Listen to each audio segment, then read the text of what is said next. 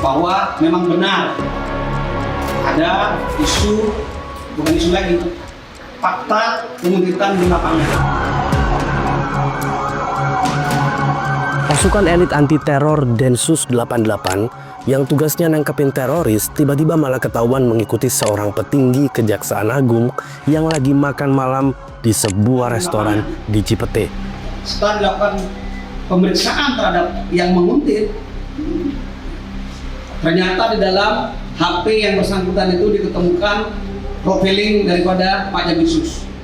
Ini adalah sebuah kejadian nyata di negara kita sendiri pada bulan Mei tahun 2024 lalu. Sebuah malam yang menjadi titik awal terkuaknya salah satu konflik institusi paling panas dalam sejarah modern penegakan hukum di Indonesia.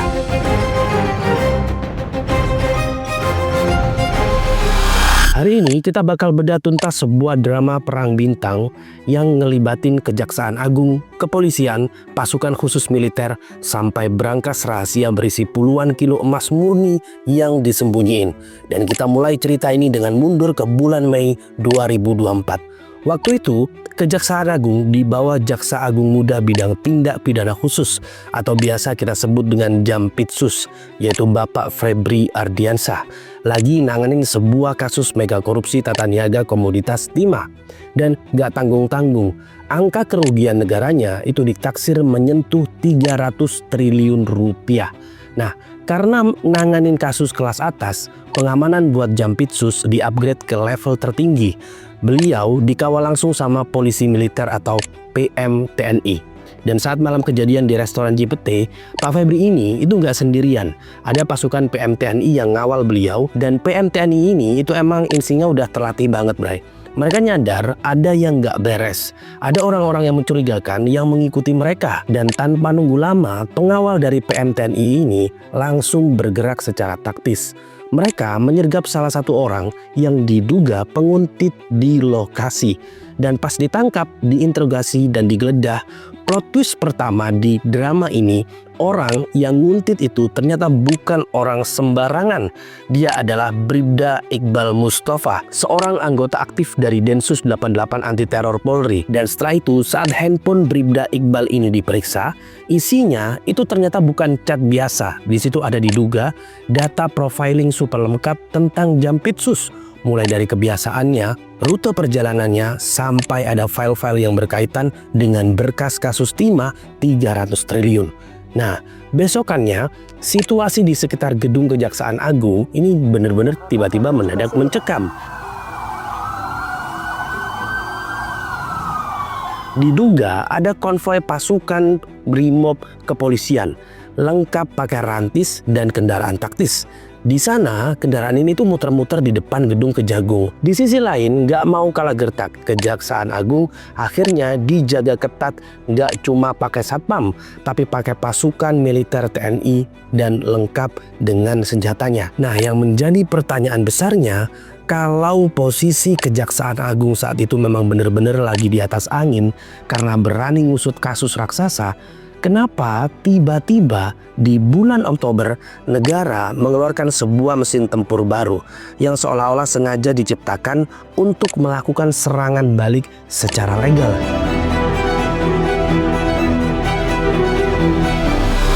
Oke, kita masuk ke bulan Oktober 2024. Ini adalah momen transisi pemerintahan.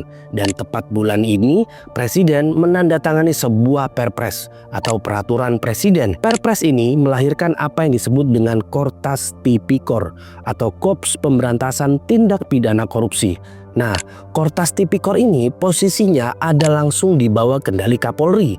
Pangkat komandannya itu benar-benar nggak main-main, yaitu bintang 2. Dan wewenang mereka benar-benar cakupannya luas banget. Mereka punya divisi pencegahan, penyelidikan, penyidikan, sampai penelusuran aset. Kasarnya, Kortas Tipikor ini didesain buat jadi semacam KPK tandingan yang ada di dalam tubuh Polri. Dengan lahirnya Kortas Tipikor ini, Polri ibarat ibaratnya dapat kekuatan baru yang sah secara hukum yang diduga bisa digunakan melakukan serangan balik. Setelah itu, tanpa buang waktu, target operasi pertama mereka adalah jantung pertahanan lawan. Nah, tapi uniknya yang diincar Polri ini bukan langsung pejabat jaksanya, melainkan orang-orang ring 1 di sekitar Jampitsus. Nah, dari situ muncul satu nama orang sipil warga biasa. Namanya adalah Ferry. Di kalangan elit, dia dikenal dengan julukan Ferry Boboho. Nah, pertanyaannya siapa nih Ferry Boboho? Dia adalah warga sipil biasa. Pekerjaannya dikenal sebagai promotor balap sirkuit-sirkuit Sentul. Dia terbiasa nanganin drifting mobil. Dan ini benar-benar salah satu pekerjaan yang keren banget. Di sisi lain juga nggak ada kaitannya sama sekali yang berhubungan dengan hukum. Tapi intelijen Polri dan Kortas Tipikor ini mencurigai ada yang aneh. Nah, Ferry Boboho ini ternyata diduga kuat punya profesi ganda.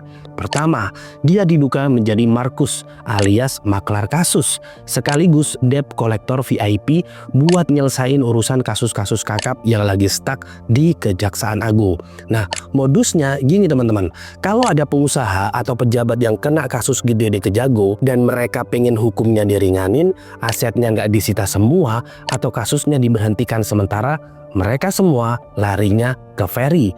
Ferry inilah yang menjadi jembatan, tukang lobi, dan tukang peresnya. Nah, kedekatan Ferry dengan Jampitsus diduga jadi tiket emas dia buat ngelakuin operasi kotor. Di sisi lain, Polri yang udah megang data ini bener-bener nggak tinggal diam.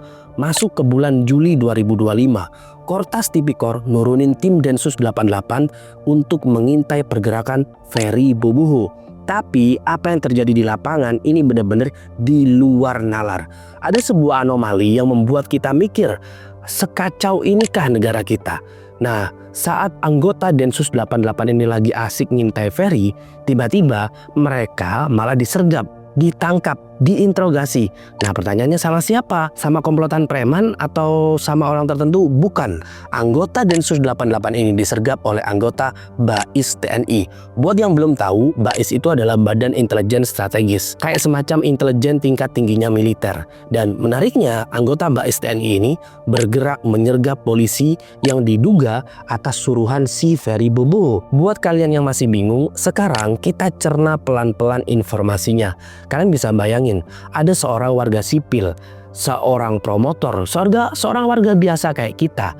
Nah, dia bisa merintahin anggota intelijen militer negara buat nangkep pasukan anti teror kepolisian yang sedang bertugas. Pertanyaannya, secanggih dan seberkuasa apa kekuatan uang dan lobi si Ferry ini sampai-sampai militer seakan-akan mau menjadi bodyguard pribadi dia? Dan yang menjadi tanda tanya, gimana respon kepolisian?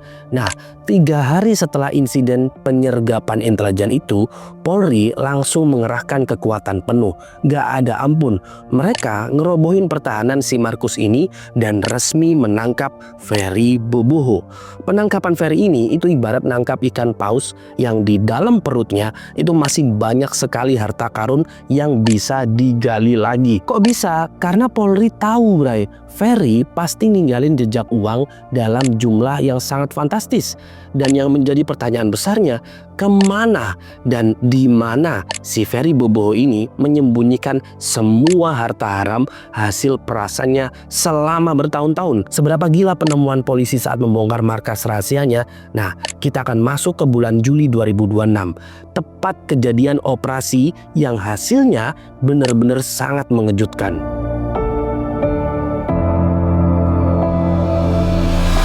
Sekarang kita masuk ke puncak dari segala permasalahan, yaitu di bulan Juli 2026. Setahun setelah Ferry Boboho ini ditangkap, tim penyidik Kortas Tipikor bareng jajaran Polri ini benar-benar nggak berhenti bekerja. Mereka mencari berbagai jenis informasi yang penting dan beberapa file-file yang penting juga. Mereka ngelacak aliran dana, mutasi rekening, kepemilikan aset atas nama orang lain, sampai transaksi-transaksi mencurigakan yang menggunakan mata uang asing. Mereka semuanya lagi ngebangun puzzle raksasa soal pencucian uang mafia perkara di Kejaksaan Agung. Dan setelah bukti dirasa cukup matang, operasi penggerebekan massal dieksekusi secara serentak. Nggak tanggung-tanggung. Polri menggerebek 12 lokasi berbeda di waktu yang sama. Nah, sekarang kita fokus bahas ke 2 lokasi dulu karena penemuannya yang paling bikin shock, bray. Lokasi pertama adalah sebuah kafe mewah yang ada di Cipete, Jakarta Selatan. Kafe ini ternyata bukan sembarang tempat nongkrong. Kafe ini adalah milik jaringan si Ferry Boboho. Sekilas dari luar, tempatnya benar-benar estetik, wangi kopi dan banyak orang ngobrol seputar kerjaan di sana. Tapi pas penyidik masuk dan membongkar ruangan khusus di kafe itu, mereka nemuin tumpukan uang tunai fisik. Bukan 100-200 juta, bray. Di kafe itu, polisi nyita uang tunai senilai hampir 60 miliar. Gua ulangi ya, 60 miliar rupiah dalam bentuk fisik, bray. Uang itu tercampur dalam berbagai mata uang asing. Ada dolar Amerika, ada dolar Singapura, euro, dan kebayangkan 60 miliar itu kalau di cash tumpukannya segede apa. Otomatis butuh koper-koper gede buat ngangkutnya. Dan ternyata kafe itu selama ini cuma jadi kamuflase buat money laundry atau nyuci uang hasil dagang perkara. Tapi tahan dulu, karena penemuan di Cipete itu belum ada apa-apanya dibandingkan sama target utama operasi mereka, yaitu lokasi kedua. Lokasi kedua ini sebuah rumah super mewah dan masif yang ada di kawasan elit Sentul, Bogor. Rumah yang ada di Sentul ini ternyata adalah istana rahasia jaringan Ferry, Bay. Pas polisi masuk, rumahnya benar-benar sepi, rapi, dan perabotannya high-end semua. Sekilas, polisi itu kayak mau tertipu karena nggak nemuin barang bukti signifikan di kamar-kamar utama ataupun di ruang kerja. Tapi, intelijen forensik Polri ini udah punya blueprint dari rumah itu. Mereka sadar ada sebuah ruangan yang ukurannya ini benar-benar nggak sinkron antara luar dan dalam. Nah, penyidik akhirnya merhatiin sebuah dinding berpanel kayu mewah yang kelihatannya sangat solid. Dan saat mereka ketuk-ketuk, suaranya ini agak beda dengan beberapa tembok yang lain. Akhirnya, dinding kayu itu dibongkar paksa dan tebak apa yang ada di baliknya. Sebuah ruang rahasia, dan di tengah-tengah ruangan itu ada sebuah brankas baja raksasa setinggi manusia. Persis banget kayak brankas bank. Setelah itu, polisi mendatangkan ahli kunci dan mekanik buat ngebobol brankas baja ini. Begitu pintunya berhasil ditarik terbuka, di dalam brankas itu tersusun rapi puluhan batangan emas murni. Setelah ditimbang satu persatu, total berat emas di brankas Sentul itu mencapai 74 kg. Nah, sekarang kita coba hitung ya. Kita hitung kotor lah.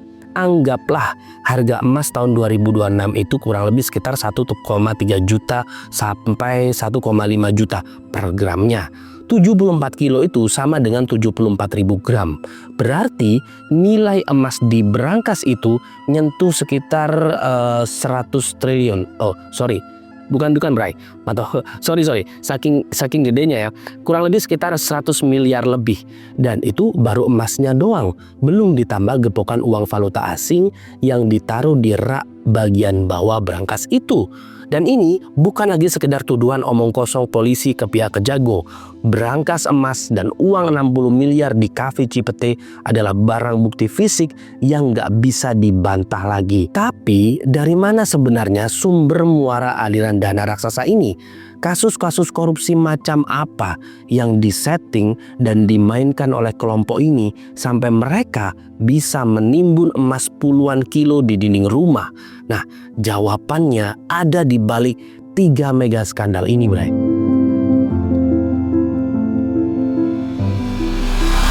Setelah brankas emas itu dibongkar, data dari buku catatan, laptop, dan handphone disita di lokasi. Polri lewat Kortas Tipikor akhirnya berhasil memetakan puzzle kejahatannya. Ternyata uang ratusan miliar yang dipegang sama jaringan Ferry Boboho ini bukan berasal dari satu sumber, Bray, melainkan setoran dari 3 kelompok kasus raksasa.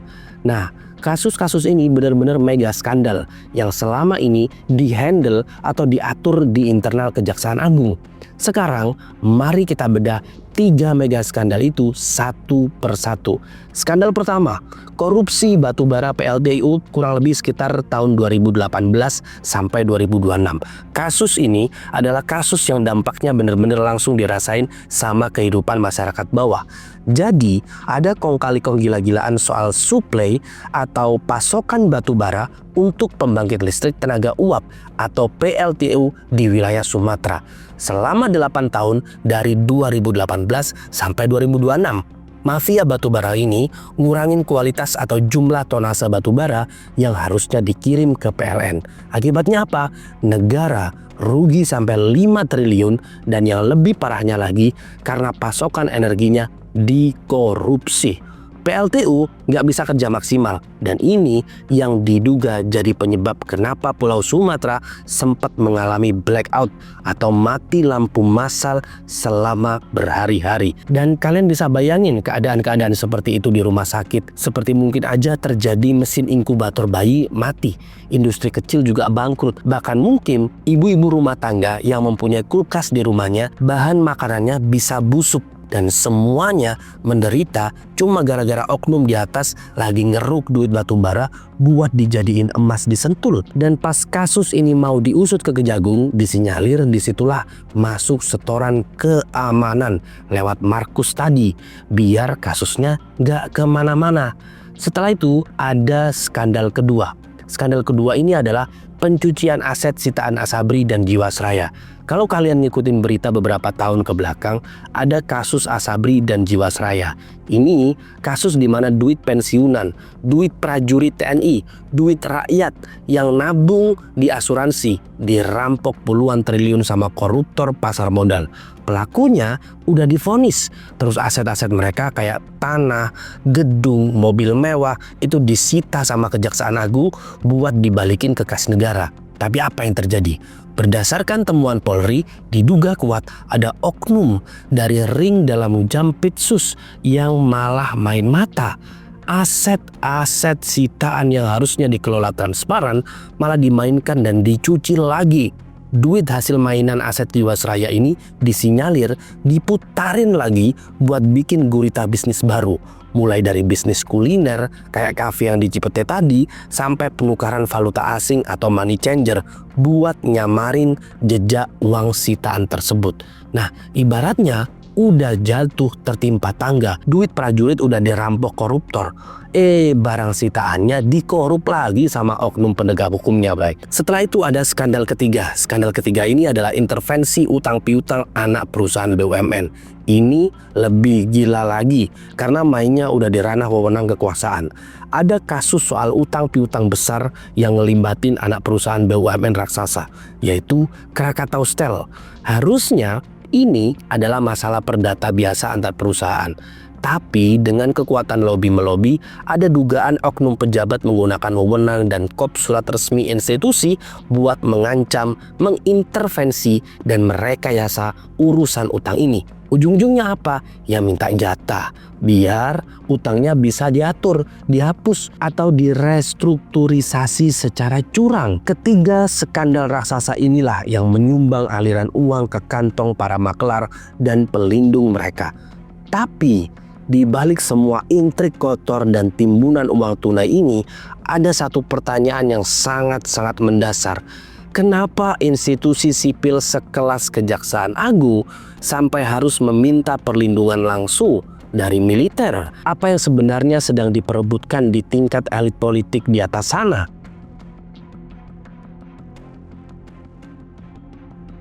Oke, sekarang kita masuk ke bagian paling krusial dari cerita ini, yaitu analisis di balik layar.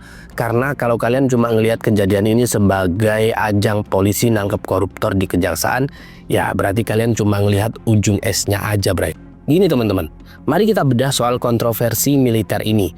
Saat Kejaksaan Agung itu ngerasa terancam sama penguntitan Densus 88 tadi, mereka itu langsung ngeluarin kartu as dengan minta perlindungan dan penjagaan gedung secara penuh kepada polisi militer TNI atau PMTNI.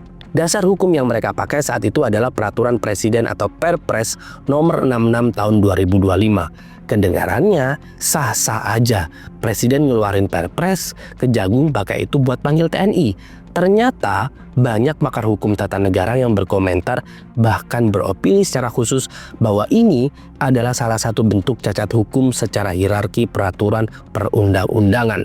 Menurut Undang-Undang Kejaksaan, pengerahan atau bantuan kekuatan dari pihak luar termasuk TNI itu harus diatur secara rinci melalui peraturan pemerintah, bukan Perpres. Kenapa ini fatal? Karena TNI itu adalah alat pertahanan negara buat ngelawan musuh asing dari luar negara, bukan instrumen yang bisa dipakai seenaknya buat jadi satuan pengamanan internal kementerian ataupun lembaga sipil. Setelah itu, keterlibatan militer secara masif di ring 1 Kejagung, bahkan sampai anggota intelijen BAIS disuruh-suruh sama warga sipil yang menjadi promotor balap buat nyergap polisi, itu dikritik keras banget sama aktivis demokrasi. Seakan menjadi sinyal bahwa ini bisa menjadi presiden buruk kembalinya duit fungsi militer ke ranah sipil yang udah susah payah dihapus sejak reformasi 98. Seakan militer ini itu dijadikan tameng hidup oleh elit sipil buat ngelindungin bisnis gelap mereka.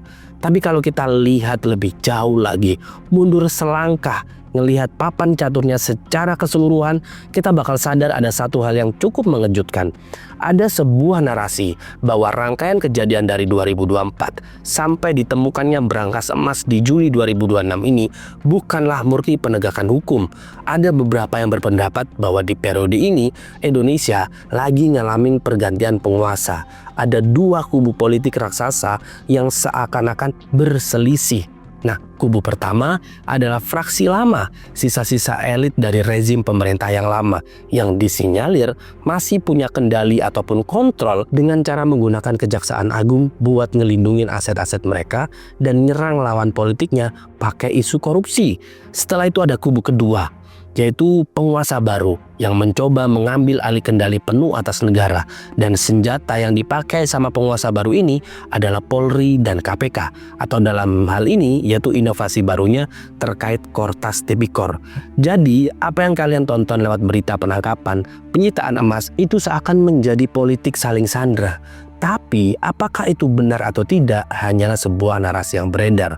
Kubu yang satu mengancam pakai kasus Timah dan Asabri, kubu yang lain membalas dengan ngebongkar pencucian uang di Sentul dan nangkap si Markus.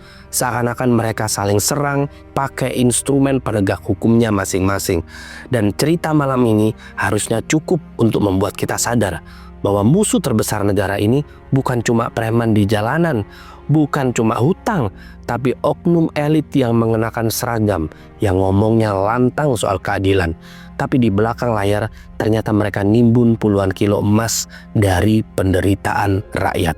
Kasus kayak PLTU yang bikin Sumatera mati lampu itu bukti nyata kalau korupsi di level atas benar-benar bisa ngebunuh hajat hidup jutaan orang yang ada di bawah. Sebelum video ini gua tutup, mari kita sempatkan sejenak kita berdoa bersama-sama. Di balik intrik politik dan elit yang korup ini, gua sangat yakin dan sangat-sangat yakin pasti masih banyak banget anggota polisi, tentara, dan jaksa yang jujur di luar sana. Orang-orang di lapangan yang cuma mau ngabdi buat negara. Dan semoga para penegak hukum yang berintegritas selalu dilindungi saat proses bertugas. Jangan lupa buat klik like kalau kalian apresiasi video investigasi yang deep kayak gini, share ke teman-teman biar pada melek politik hukum, dan pastinya subscribe serta nyalain loncengnya supaya gua makin semangat bongkar-bongkar kasus gila lainnya di Indonesia. Gua Maharunika pamit undur diri, jaga diri kalian, stay critical, stay sane, and I'll see you in the next story.